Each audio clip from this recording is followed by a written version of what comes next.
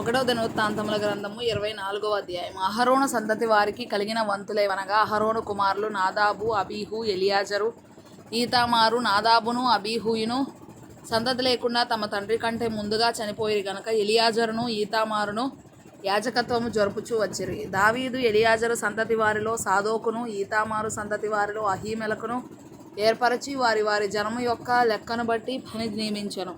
వారిని ఏర్పరచుటలో ఈతామారు సంతతి వారిలోని పెద్దల కంటే ఎలియాజరు సంతతి వారిలోని పెద్దలు అధికులుగా కనబడిరి గనుక ఎలియాజరు సంతతి వారిలో 14 తమ పితరుల ఇంటి వారికి పెద్దలుగాను, ఈతామారు సంతతి వారిలో 8 మంది తమ పితరుల ఇంటి వారికి పెద్దలుగాను నియమింపబడిరి. ఎలియాజరు సంతతిలోని వారును ఈతామారు సంతతి వారిలో కొందరును దేవునికి ప్రతిష్ఠితులకు అధికారులై ఉండిరి గనుక తాము పరిశుద్ధ స్థలమునకు అధికారులుగా ఉండుటకై చీట్లు వేసి వంతులు పంచుకొనిరి. లేవీలలో శాస్త్రిగానున్న నెతనేలు కుమారుడగు షమయ రాజు ఎదుటను, అధిపతుల ఎదుటను, యాజకుడైన సాదోకు ఎదుటను, అబ్యాతారు కుమారుడైన అహీమెలకు ఎదుటను, యాజకుల ఎదుటను, లేవీల ఎదుటను, పితరుల ఇండ్ల పెద్దలైన వారి ఎదుటను వారి పేర్లు దాఖలు చేసెను. ఒక్కొక్క పాత్రలో నుండి ఒక పితరుని ఇంటి చీటి ఎలియాజరు పేరటను, ఇంకొకటి ఈతామారు పేరటను తీయబడెను. మొదటి చీటి యెహోయారీబునకు, రెండవది యెదాయాకు, మూడవది హారీమునకు, నాలుగవది సెయోరీమునకు,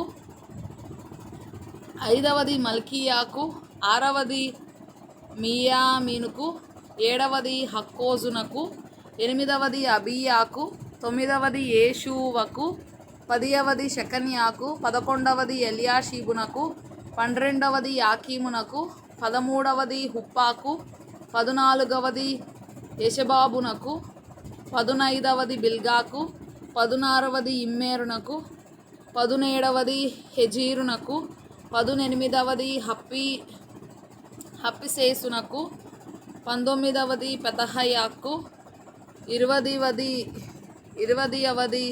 ఎహెజ్కేలునకు, 21వది యాకీనునకు, 22వది గామూలునకు, 23వది తెలాయాకు, 24వది మయజ్యాకు పడెను.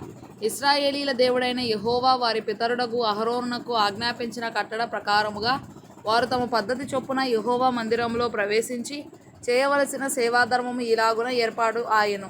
శేషించిన లేవీ సంతతి వారెవరనగా, అమ్రాము సంతతిలో షూబాయేలును, షూబాయేలు సంతతిలో యెహద్యాహును, రెహబ్యా ఇంటిలో అనగా రెహబ్యా సంతతిలో పెద్దవాడైన ఇష్షీయాయును, ఇస్హారీయులలో షెలోమోతును, షెలోమోతు సంతతిలో యహతును, హెబ్రోను సంతతిలో పెద్దవాడైన యెరీయా, రెండవవాడైన అమర్యా, మూడవవాడైన యహజీయేలు, నాలుగవవాడైన యక్మెయామూలును, ఉజ్జీయేలు సంతతిలో మీకాయును, మీకా సంతతిలో షామీరును, ఇష్షీయా సంతతిలో జకర్యాయును, మెరారి సంతతిలో మహలి, మూషి అనువారును, యహజీయాహు సంతతిలో బెనోయును. యహజీయాహు వలన మెరారికి కలిగిన కుమారులెవరనగా, బెనోషోహము, జక్కూరు, ఇబ్రీ. మహలికి ఎలియాజరు కలిగెను. వీనికి కుమారులు లేకపోయిరి.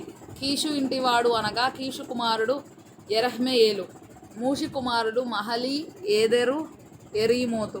వీరు తమ పితరుల ఇండ్లను బట్టి లేవీయులు. వీరును తమ సహోదరులైన అహరోను సంతతి వారు చేసినట్లు రాజైన దావీదు ఎదుటను, సాదోకు, అహీమెలకు అను యాజకులలోను, లేవీలలోను, పితరుల ఇండ్ల పెద్దల ఎదుటను, తమలో నుండి పితరుల ఇంటి పెద్దలకును, తమ చిన్న సహోదరులకును చీట్లు వేసుకొనిరి.